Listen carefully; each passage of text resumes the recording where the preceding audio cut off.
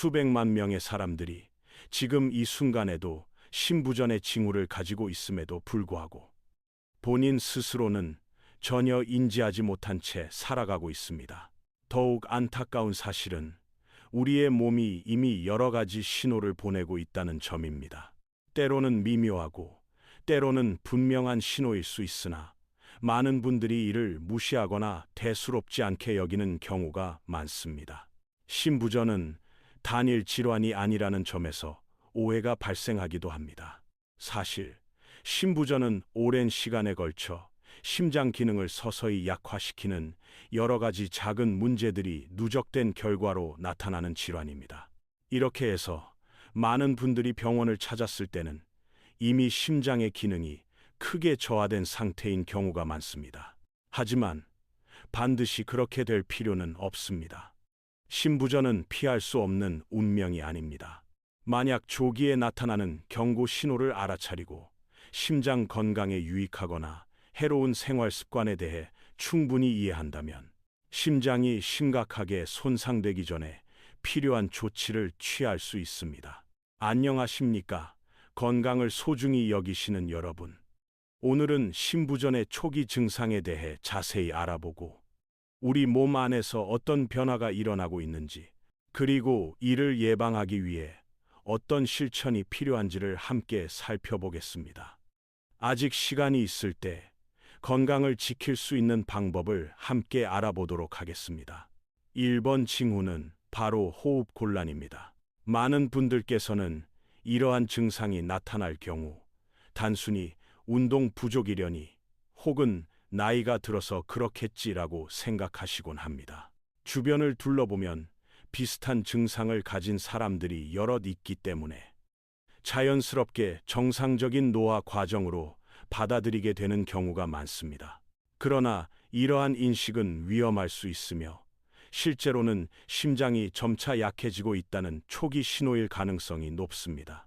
특히 심장의 왼쪽 부분이 기능을 상실하기 시작하면 이는 만성 심부전, chronic heart failure의 초기 증상일 수 있으며 좌심실의 기능 저하가 시작되면 폐의 체액이 축적되어 폐부종 pulmonary edema로 이어질 수 있습니다. 폐는 본래 공기로 가득 차 있어야 정상적인 산소 교환이 이루어지는데 체액이 차기 시작하면 마치 물속에서 호흡을 시도하는 것처럼 산소 교환이 어려워지게 됩니다. 인간은 물고기처럼 물속에서 숨을 쉴 수 없기 때문에 혈액 내 산소 농도가 낮아지며 자연스럽게 숨이 차는 증상이 발생하게 됩니다. 여기서 분명히 구분해야 할 점은 이와 같은 상태는 심장마비, 마이오카디알 인팍션과는 명확히 다르다는 것입니다. 심장마비는 혈관 내 플라크가 파열되면서 심장으로 가는 혈류가 갑작스럽게 차단되는 급성 상태로 심장 근육 일부가 수분 내에 괴사하는 위급 상황입니다. 반면 심부전은 수개월 혹은 수년에 걸쳐 심장 기능이 점진적으로 약화되는 상태로 다양한 원인들이 복합적으로 작용하여 심장의 펌프 기능을 저하시킵니다. 심장은 기본적으로 전신의 혈액을 순환시키는 펌프 역할을 하며 총 4개의 방으로 구성되어 있습니다. 우심방, 우심실, 좌심방, 좌심실의 네 구획으로 구성되어 있으며 체내에서 사용된 혈액은 정맥을 통해 산소가 부족한 상태로 우심방에 도달한 후 우심실을 거쳐 폐로 이동합니다. 폐에서 산소를 충분히 공급받은 혈액은 좌심방으로 돌아온 뒤 다시 좌심실을 통해 대동맥으로 보내져 온몸에 공급됩니다. 앞서 설명드린 심장의 구조는 해부학적으로 완전히 정확한 것은 아니며 이해를 돕기 위한 도식일 뿐입니다. 이러한 기본적인 구조를 바탕으로 다양한 문제가 발생할 수 있으며 이로 인해 심장의 효율적인 기능이 저하될 수 있습니다.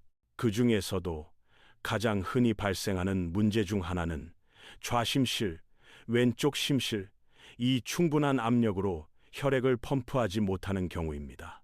이는 심장 근육이 점차 약화되었기 때문일 수도 있고 또는 체내 혈압이 비정상적으로 높아져 심장이 지나치게 많은 저항에 맞서야 하는 상황일 수도 있습니다. 결국 심장이 그 압력을 극복하지 못해 제 기능을 하지 못하게 되는 것입니다. 물론 이 두 가지 원인이 동시에 존재할 수도 있습니다. 즉, 심장이 약해졌고 그에 더해 저항까지 높아진 경우에는 심장이 혈액을 완전히 배출하지 못하게 되고 그 결과 심장 내부의 혈액이 정체되기 시작합니다. 또 다른 주요 원인으로는 심장 판막에 이상이 있습니다. 심장 내부의 판막은 혈액이 한 방향으로 흐르도록 도와주는 매우 중요한 구조물입니다. 폐에서 산소를 받은 혈액이 좌심방으로 들어오고 다시 좌심실로 전달된 후 강한 압력으로 대동맥을 통해 온몸으로 퍼지게 되는데, 이때 판막이 제대로 닫히지 않으면 일부 혈액이 대동맥으로 나가지 못하고 다시 심장 쪽으로 역류하게 됩니다. 이러한 판막 이상 발브는 비교적 드문 편이지만 심장 기능 저하와 심부전의 중요한 원인 중 하나로 간주됩니다. 요약하자면 심장이 혈액을 제대로 펌프하지 못하는 경우는 심장 근육이 약해졌거나 판막에 이상이 있거나 또는 체내 저항 혈압이 과도하게 높아진 경우입니다. 이렇게 되면 폐에서 새로 유입되는 혈액이 심장으로 들어갈 공간이 부족해지고 이로 인해 혈액이 폐 쪽으로 역류하게 되어 폐의 체액이 고이기 시작합니다. 이 상태가 지속되면 우리는 마치 육지 위에서 익사하는 듯한 느낌을 받게 됩니다. 이러한 상황이 점점 악화되면 결국 만성 심부전 크로닉 하트 페일리어로 이어지게 되며, 이는 단순히 폐뿐 아니라 복부나 하지다리 등 체내 여러 부위에 체액이 고이는 현상을 초래하게 됩니다. 이렇게 되면 우리 몸의 순환계 전체가 불균형 상태에 빠지게 되며 이후 설명드릴 다양한 증상들이 나타나기 시작합니다. 두 번째 주요 증상은 바로 피로감과 전신 무기력증입니다. 앞서 설명드린 호흡곤란처럼 이 역시 대부분 좌심실 기능 저하로 인한 심박 출량 감소에서 기인합니다. 심장에서 충분한 혈액을 펌프하지 못하면 체내 조직으로 전달되는 산소량이 감소하게 되며 그로 인해 에너지를 생성하는 능력도 떨어지게 됩니다. 이로 인해 아주 가벼운 활동만으로도 심한 피로감을 느낄 수 있으며 일상생활에 큰 지장을 초래할 수 있습니다. 세 번째 주요 징후는 바로 빠르거나 불규칙한 심장 박동 빈맥 및 부정맥입니다. 이는 우리 몸의 보상, 작용 컴펜사터리 메커니즘으로 매우 논리적인 반응이라고 할 수 있습니다. 심장이 충분한 산소를 온몸에 공급하지 못할 경우 이를 보완하기 위해 심박수를 증가시켜 더 많은 혈액을 순환시키려는 것입니다. 이러한 현상은 좌심실과 우심실 모두의 기능 저하로 인해 발생할 수 있지만 특히 좌심실의 문제와 더욱 밀접한 관련이 있습니다. 대개 초기 또는 중기 단계에서 나타나는 증상입니다. 그러나 이러한 보상작용은 시간이 지남에 따라 오히려 상황을 악화시킬 수 있습니다. 심장이 너무 빠르게 뛰게 되면 각 박동 사이에 심장이 혈액을 채워 넣을 수 있는 시간이 부족해지게 됩니다. 그 결과 심실은 충분히 채워지지 않은 상태에서 펌프질을 하게 되어 각 박동마다 내보내는 혈액량, 스트로크, 볼륨이 줄어들게 됩니다. 이는 결국 박출률 에젝션 프랙션의 감소로 이어지며 심장의 효율성은 점차 떨어지게 됩니다. 네 번째 징후는 지속적인 기침 또는 쌕쌕거림 천명음입니다. 폐의 체액이 고이기 시작하면 이 체액이 기도로 스며들거나 누출되어 기침 반응을 유발할 수 있습니다. 이로 인해 마른 기침 또는 거품 섞인 가래, 핏빛이 비치는 가래가 나올 수 있으며 이는 만성적인 자극과 염증 때문일 수 있습니다. 이러한 폐 내 체액 축적은 대부분 좌심실 기능 저하로 인해 발생하며 대개 질환의 초기 또는 중기 단계에서 나타납니다. 다섯 번째 징후는 갑작스러운 체중 증가입니다. 특별한 이유 없이 며칠 사이에 1, 2g 이상 급격히 체중이 증가한다면 이는 심부전의 신호일 수 있습니다. 좌심실이 제 기능을 하지 못해 혈액을 신체로 제대로 펌프하지 못하게 되면 그 영향은 곧바로 신장 콩팥에도 미치게 됩니다. 신장은 체내 수분과 염분을 조절하는 역할을 하는데 문제는 신장이 현재의 상태를 정확히 판단하지 못한다는 점입니다.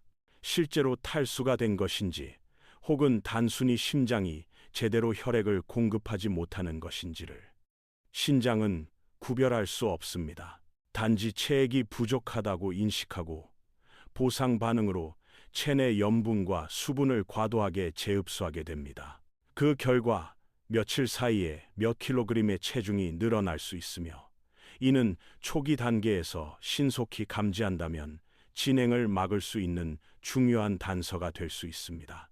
그러나 대부분의 경우 이러한 체중 증가는 대수롭지 않게 넘기게 되어 질환이 상당히 진행된 이후에야 문제를 인식하게 되는 경우가 많습니다. 여섯 번째 주요 징후는 하지 부종다리의 부기입니다. 이 경우에는 종아리, 발목, 발 등이 눈에 띄게 붓는 증상이 나타납니다. 지금까지 설명드린 대부분의 증상이 좌심실, 왼쪽 심장의 기능 저하와 관련이 있었다면 이 증상은 주로 우심실 오른쪽 심장의 기능 부전에서 비롯되는 것입니다. 좌심실이 제 기능을 하지 못할 경우 혈액이 폐로 역류하여 폐의 체액이 고이게 되는데 반해 우심실이 기능을 상실하면 혈액이 몸 전체, 특히 하체 쪽으로 역류하게 됩니다. 이는 정맥계를 통해 심장으로 돌아와야 하는 혈액이 원활히 순환되지 못하기 때문입니다. 이러한 우심실 부전은 일반적으로 질환의 중기 또는 후기 단계에서 나타나며 대부분의 경우 좌심실 부전 이후에 2차적으로 발생합니다. 다시 말해 우심실이 처음부터 문제가 되는 경우는 드물며 좌심실 기능 저하로 인해 폐의 압력이 증가하고 그로 인해 우심실에도 부담이 가중되어 결국 우심실 기능마저 저하되는 형태로 진행됩니다. 그 과정을 자세히 살펴보면 다음과 같습니다. 먼저 좌심실은 심장 내에서 가장 크고 두꺼운 근육층을 가지고 있는 부분이며 전신으로 혈액을 내보내는 역할을 담당합니다. 이 좌심실이 혈액을 펌프질할 때는 상당히 높은 압력 120, 80 mmHg을 이겨내야 하므로 심장의 기능 저하가 가장 먼저 이 부위에서 시작되는 경우가 많습니다. 반면에 우심실은 폐로 혈액을 보내는 역할을 담당하며 이때 이겨내야 하는 압력은 상대적으로 훨씬 낮습니다. 일반적으로 25, 10mmHg 정도의 압력만 극복하면 되므로 우심실의 근육은 좌심실보다 얇고 부담도 덜한 구조입니다. 이러한 이유로 대부분의 경우 좌심실 기능 저하가 먼저 발생하고 시간이 지나면서 폐의 체액이 고이게 되면 폐내 압력 폐고혈압, pulmonary hypertension이 증가하게 됩니다. 폐의 저항이 커지면 이제 우심실이 그 저항을 극복하지 못하고 결국 기능 부전 상태에 이르게 됩니다. 따라서 일반적으로는 좌심실 부전이 원인이 되어 우심실 부전이 뒤따라 발생하는 것이 가장 흔한 순서입니다. 물론 예외적인 경우도 존재합니다. 예를 들어 기존의 만성 폐질환 예, 폐섬유화증, 폐색성 질환 등이 있는 경우 폐 자체의 저항이 높기 때문에 우심실이 먼저 부담을 느끼고 기능이 저하될 수 있습니다. 또한 심장 판막의 이상역류성 판막증 등이 존재할 경우 혈액이 역류함에 따라 심장이 더 많은 에너지를 소비하게 되어 우심실 역시 과도한 부담을 지게 됩니다. 정리하자면 질환의 초기에는 대부분 좌심실이 먼저 기능을 잃기 시작하고 점차적으로 그 영향이 폐를 통해 우심실에까지 확산되어 결국 양쪽 심실 모두가 영향을 받는 구조로 진행됩니다. 일곱 번째 주요 징후는 야뇨증 예뇨증, 넉투리아입니다.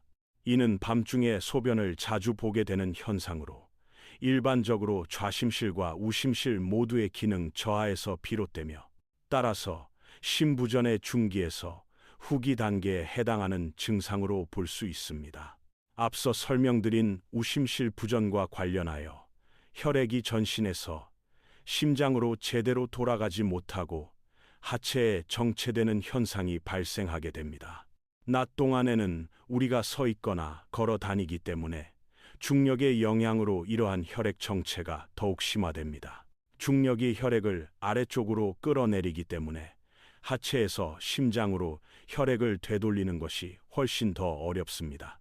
하지만 밤에 누운 자세에서는 중력이 수직 방향으로 작용하지 않게 되므로 하체에 고여있던 체액이 자연스럽게 심장으로 돌아오게 됩니다. 이로 인해 전신 혈액량이 갑자기 증가하게 되고 신장은 이 많은 혈액을 여과하여 소변으로 배출하게 되므로 밤중에 화장실에 자주 가게 되는 것입니다. 인체는 스스로 회복하고 재생하는 능력이 탁월하지만 심부전과 같은 상태에서는 사전에 예방하는 것이 치료보다 훨씬 효과적입니다. 물론 어느 정도까지는 회복이 가능하나 질환이 많이 진행된 이후에는 개선이 점점 더 어려워지게 됩니다. 이제 만성 심부전의 주요 원인들을 살펴보겠습니다. 그중 가장 중요한 첫 번째 원인은 바로 고혈압입니다.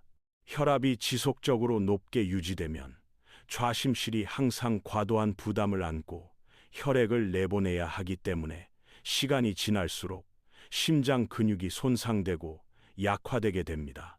두 번째는 심근경색, 심장마비입니다.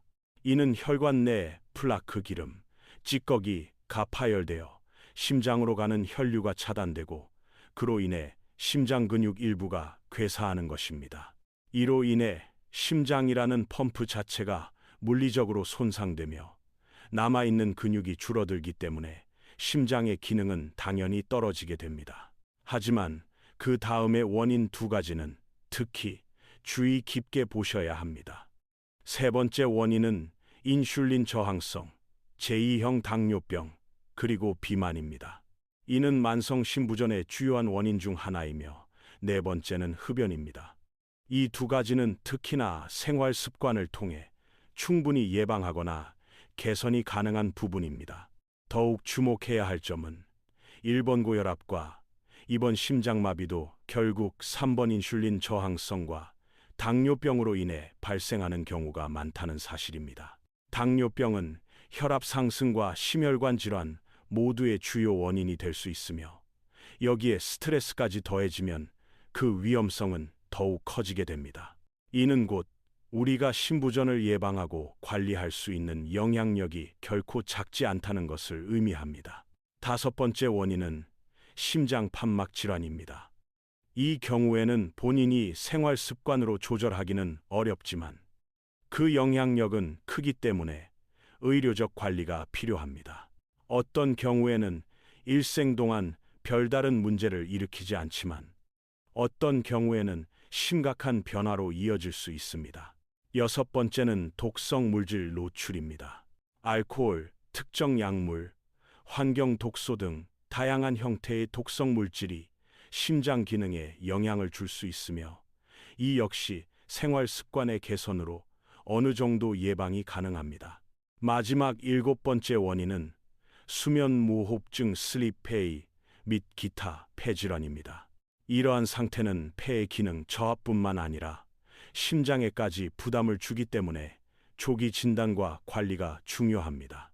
여덟 번째 주요 징후는 기자호흡 지저후시, 오토프네이입니다.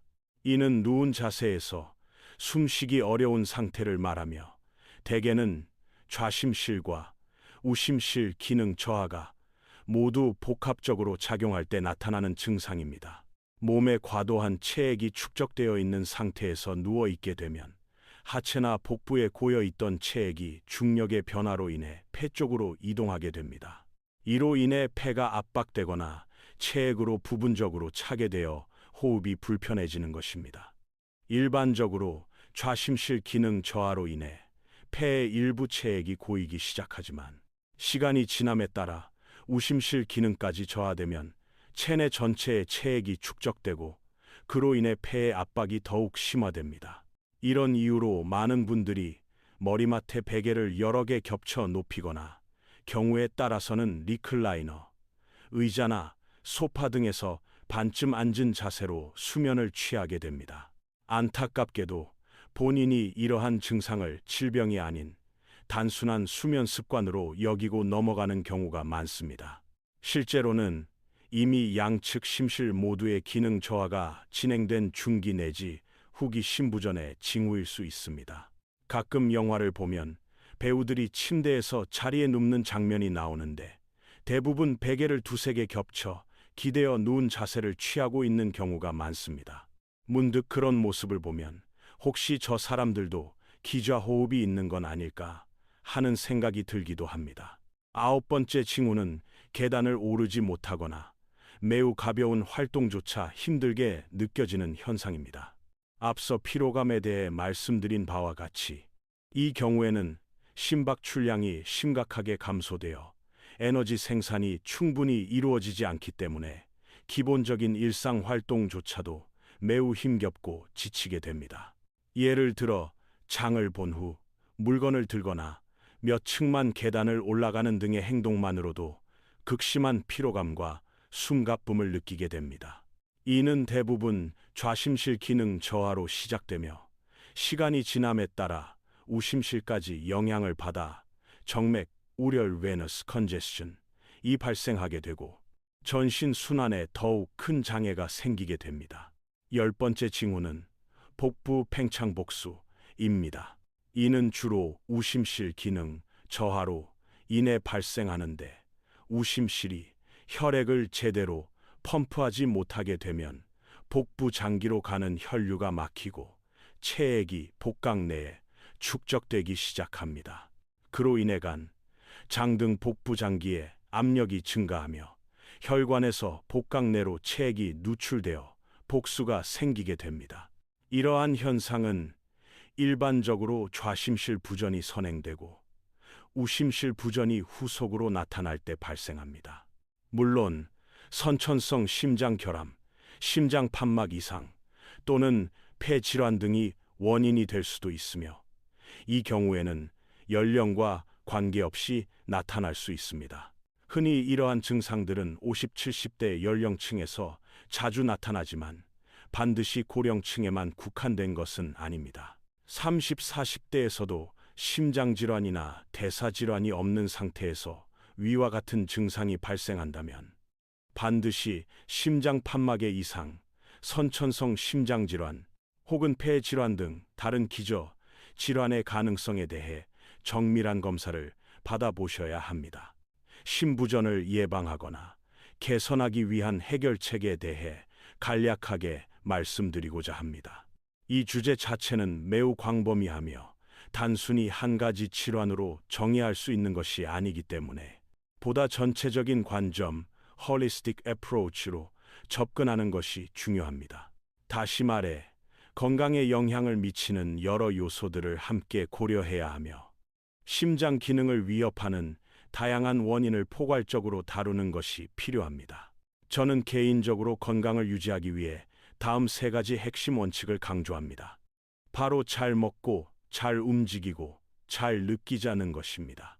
잘 먹는다는 것은 영양과 화학적 건강, 잘 움직인다는 것은 기계적, 신체적 건강, 그리고 잘 느낀다는 것은 정서적 안정과 심리적 건강을 의미합니다.